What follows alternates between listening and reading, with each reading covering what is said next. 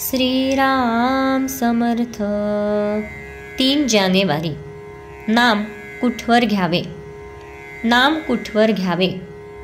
आपला श्वासोच्छ्वास चालू आहे किंवा स्वतःची स्मृती आहे तिथपर्यंत नाम घ्यावे. आपण श्वासोच्छ्वास जसा मरेपर्यंत घेतो तसेच नामाचे आहे. बरोबर भाषेत बोलायचे झाले तर असे म्हणता येईल की श्वासोच्छ्वास थांबला म्हणजे मरण येते. त्याचप्रमाणे नामाशिवाय जगणे हे मेल्यासारखेच आहे असे वाटले पाहिजे.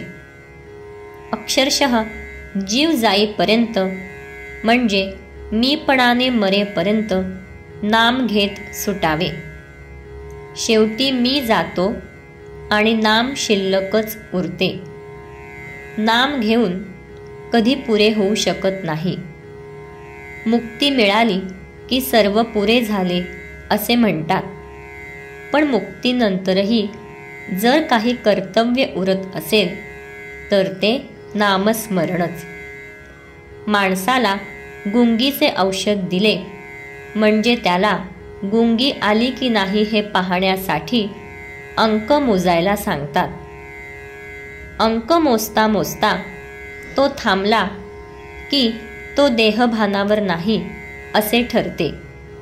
तसे नाम घेता घेता मी नाम घेतो हेही स्मरण जेव्हा राहत नाही तेव्हाच त्या नामात रंगून गेलेल्या माणसाचे पर्यवसान एकांतात होते. एकांत म्हणजे नाम घेणारा मी एक या एकाचाही अंत होणे म्हणजेच देहबुद्धीचा विसर पडणे, देहबुद्धीच्या पलीकडे जाणे. नाम घेता घेता अशी स्थिती प्राप्त झाली म्हणजे त्याचे चित्त भगवंताकडे आहे की नाही असा प्रश्न करायला वावच कुठे राहतो. निद्रानाशाचा रोग झाला तर झोप लागेपर्यंत झोपेचे औषध आपण घेतो. तसे आपल्याला स्वाभाविक समाधान मिळेपर्यंत आपण नाम घेतले पाहिजे.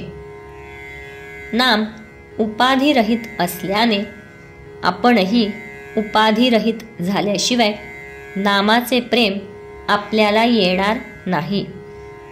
नामाने आनंदमय अशा भगवंताचे सानिध्य लाभून त्याची कृपा व्हायला वेळ लागत नाही. किंबहुना ज्याच्यावर भगवंताची कृपा होते त्याच्याच मुखात नाम येते. नामजपाची संख्या नोंद करून ठेवावी का? अमुक एक संख्येपर्यंत जप करण्याचा संकल्प केला असेल किंवा रोजचा काही कमीत कमी जप करण्याचे ठरविले असेल तर जपसंख्येची नोंद करून ठेवणे जरूर आहे. जपाची सवय होण्याच्या दृष्टीने आणि नेमाने काहीतरी किमान जप झाल्याशिवाय दिवस जाऊ नये या दृष्टीनेही जपसंख्येची नोंद करावी. मात्र असे करताना एका बाबतीत खबरदारी घ्यावी. ती म्हणजे आपली आजची नामसंख्या पुरी झाली, आता उद्यापर्यंत आपला आणि नामाचा काही संबंध नाही अशा तऱ्हेची वृत्ती होण्याचा संभव असतो. त्याला जपावे. आणि नेमाची संख्या पुरी झाली तरी होईल तेवढे आणखी नाम घेण्याची सवय ठेवावी. साध्या माणसाने विशेष खोलात न शिरता सांगितल्याप्रमाणे नाम घ्यावे.